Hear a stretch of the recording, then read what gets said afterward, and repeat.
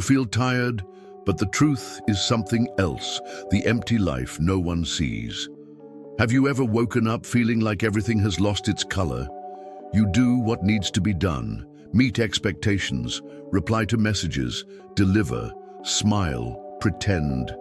But deep down, something no longer pulses. The routine consumes you like a silent wave. And the worst part? No one notices. Because on the outside, everything seems fine, but you know it's not. Something is missing, something essential. And you no longer know how to reconnect with it. It feels like you're living on autopilot, a body in motion, but a soul that stayed behind. And the cruelest part, you don't even know anymore if what you're doing is what you truly want, or just what you learned to want. But breathe, because what you're feeling is more common than it seems. In truth, it's a profound symptom of a disconnection that millions of people carry in silence. Studies show that over 70% of people don't feel motivated in their own lives. But this video isn't about statistics, it's about you, about your soul trying to call you back. Today, you'll understand why the spark is gone, why your goals feel empty, and most importantly, how to begin finding yourself again. Carl Jung once said, "Who looks outside dreams, who looks inside awakens." If this video touches something in you, like it, comment, share it with someone who needs to wake up. And subscribe, because here we don't talk about surface-level motivation, we talk about soul reconnection. Have you ever woken up feeling like you're living on autopilot? There are days when you wake up, but you don't truly awaken. You get up, move, do everything you need to, but you don't feel present in any of it. It's like watching your life from the outside, with your soul leaning against the wall, waiting for something to finally happen. Have you ever felt like that? Like a character in a script written by unfamiliar hands, doing everything right, but feeling no meaning, living, but not feeling. This isn't laziness, it's not weakness, it's not a lack of gratitude, it's hunger for truth. It's your essence trying to remind you that you weren't born just to be efficient. You were born to be whole. Jung called this a misalignment with the self. It's when your ego, that part of you trained to meet the world's demands, takes over, and your soul begins to disappear through the cracks. Autopilot is this state of existential anesthesia, a kind of internal numbness where you survive but don't live, where you fulfill but don't find yourself. Have you ever looked in the mirror and felt like you no longer recognize yourself, like you're carrying a kind of exhaustion that sleep can't fix, like something's missing, but you can't name what it is? This is not the end, it's the beginning. It's the crack where the light begins to enter. It's your soul whispering, you're not where you belong, but it's not too late to come back. You don't have to abandon everything, but you do have to stop abandoning yourself. If you feel like you're living on autopilot, know that this is a calling, an invitation to slow down and look within. Because only when we reconnect does life begin to truly pulse again. Why do we lose enthusiasm for our own dreams? Do you remember what you dreamed of as a child? Maybe it was painting, writing, caring for animals, traveling the world, building something that was truly yours. Back then, everything felt possible because your soul still spoke loudly, without censorship, without filters, without fear. But then the world arrived, with its rules, expectations, the "that doesn't make money," the "that's not serious," the "you need to become someone." Little by little, that light in your eyes became pressure, and what was once a dream turned into a goal, and that goal became an obligation. You began living to reach what others told you should want: a degree, stability, recognition, the right house, the right body, the right timeline for everything. But in the middle of all that pressure, you lost the one thing that mattered most: the why. Jung warned us about this. He said the ego builds a castle, but loneliness is what lives inside. because the ego chases achievement, but only the self understands purpose. And when you live from the ego for too long, the enthusiasm dies, not because you failed, but because your soul gets tired of pretending to care about things it was never meant to love. How many times have you achieved something only to feel empty again moments later? That's not a lack of gratitude. It's a lack of connection. It's your inner voice saying, that dream wasn't mine. So if you've lost your passion, maybe it's time to ask, do these goals still carry my signature? Or just the name they gave me? The illusion of imposed purpose. Did you really choose this path? Look at the life you've built. Be honest. Did you choose this path or merely accept the one handed to you? We learn early how to become what others expect of us, to please, to conform, to avoid disappointing. And with time, our dreams begin to mold themselves to someone else's gaze. You start wanting what makes sense, what's safe, what works. But what works for whom? Jung warned us about the persona, the social mask we wear to be accepted. It protects us, but it also traps us. Because when you live too long behind the mask, there comes a point when you can no longer tell who's beneath it. And that's where the emptiness is born. You may be in a good job, a good relationship, a life that appears to function. But inside, something screams. It screams because your path was shaped by fear, not desire. It screams because your purpose was molded to fit the eyes of others, not your own. And it's more common than it seems. Thousands are living the dream of their parents, the desires of their partners, the expectations of society, living as they should, but not as they truly are. The tragedy. Many will never realize it. They'll keep moving forward, applauded, admired, validated, but disconnected from their own soul. But you're here, and being here is a chance to pause, to question, to ask yourself with courage, does this path I'm on carry my name? Or is it just the trail left behind by the person I thought I had to become to be loved? There is no true purpose where there is fear of rejection. Purpose can only live where there is freedom to be. And maybe, just maybe, this is your moment to free your soul from expectations it never agreed to carry. When motivation won't come, what is your unconscious trying to say? Have you ever felt like you were doing everything right, but had no energy? Your body shows up. Your mind tries to follow the schedule, but your soul, deep down, remains silent, as if something inside you had quietly shut down, and you blame yourself. Why can't I do this? Why does everyone else seem so productive? Is there something wrong with me? But what if the problem isn't you?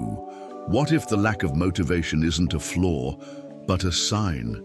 Jung taught that the unconscious guides us constantly, even when we don't listen. And when we ignore those inner messages for too long, they begin to manifest in other ways. As exhaustion, as creative block, as a loss of enthusiasm, as a body that wakes, but doesn't want to move.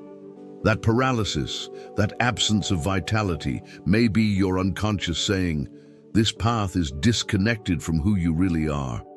Maybe you're trying to produce in a direction your soul has already abandoned, trying to sustain a project that no longer reflects you, trying to keep going when what you truly need is to allow yourself to stop.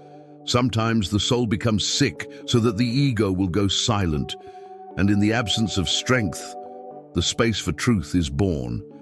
The real question isn't how do I push myself forward? The question is what inside me is resisting? What am I trying to ignore that is begging to be held? The shadow, that forgotten, wounded, neglected part of you, does not want to destroy you. It just wants to be seen. Maybe the lack of motivation is nothing more than that. The silenced part of you finally refusing to stay invisible. And when you listen to it, something changes, not from the outside in, but from the inside out. The symbolic death, why you must lose yourself to find yourself. There comes a moment in life when everything seems to collapse, What once made sense loses its flavor. The certainties that held you together begin to crack. You look to the future and see no clear path. You look to the past and no longer feel you belong there. It's frightening, I know. But what if I told you this is a rite of passage? Jung called this process symbolic death. It's when the persona begins to fall apart, when the identity you built to survive no longer helps you live, like the snake that must shed its skin, like the caterpillar that must dissolve completely before becoming a butterfly. The pain of this process is real because it feels like you're losing everything, but in truth, you're only losing what was never essential. Symbolic death is the moment when your soul calls you home. And to hear it, you must quiet the noise of the world. You must enter the darkness, the cave, the dark night of the soul. And what will you find there? You, not the you molded by society, but the you who has always been there, waiting to be remembered. Yes, it's hard to lose yourself, but sometimes that's the only way to find what truly matters. Because only when everything false dies can the truth finally be born. And if today you feel like you are in ruins, remember, your soul isn't asking you to end. It's asking you to be reborn. Individuation, the path back to yourself after the fall, comes silence. And in that silence, something begins to rise. It's not a new career plan. It's not another external goal. It's something more subtle, more real. It's you. Carl Jung called this process individuation, the path through which you stop being what you were taught and become who you truly are. It's not about improving. It's not about becoming your best version. It's about becoming your whole self, with both light and shadow, with flaws and strength, with imperfect beauty and undeniable truth. Individuation happens when you stop living to please and begin living to integrate. When you welcome all your parts, the child who still cries, the tired warrior, the sleeping sage, the silenced woman, the man who never learned it was okay to feel fear. It's in that moment that motivation starts to return, not as pressure, but as pulse. Because when you align with your inner center, life finds a new rhythm. Choices stop being strategies and start becoming responses to what your soul longs to express. Individuation is not a destination, it's a journey, and every step you take toward yourself is a homecoming.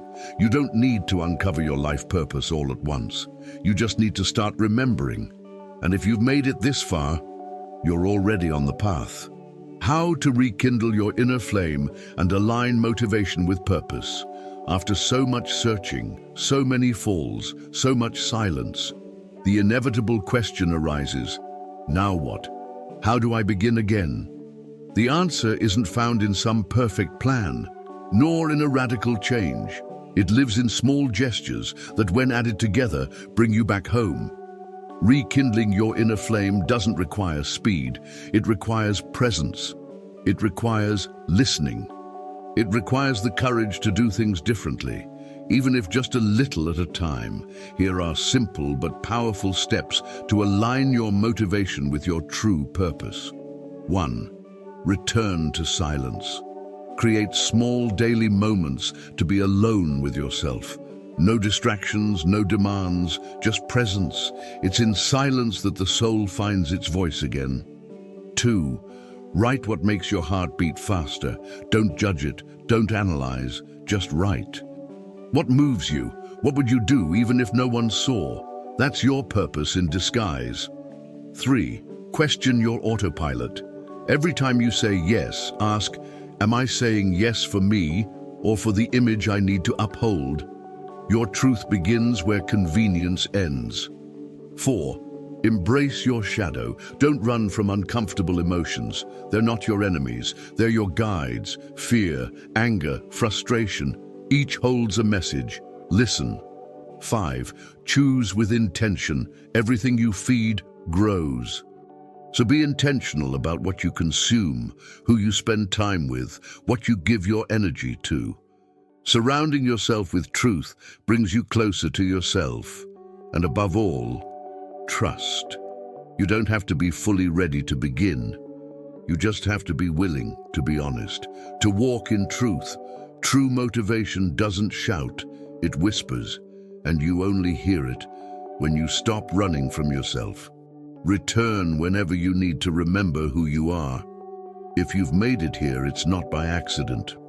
Your soul chose to hear this, because even if everything feels blurry right now, your soul still remembers. It remembers your truth, your fire, your path.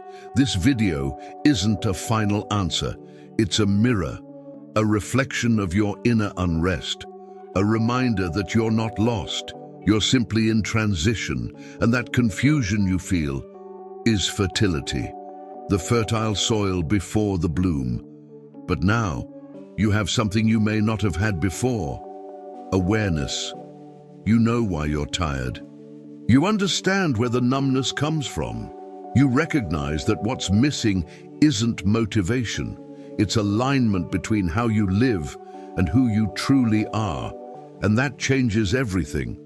So here's my invitation. Return to this video whenever you forget yourself. Use each chapter as a portal back home. Share it with someone else who's also stuck in the in-between, the same void, the same silent search. And above all, don't give up on yourself.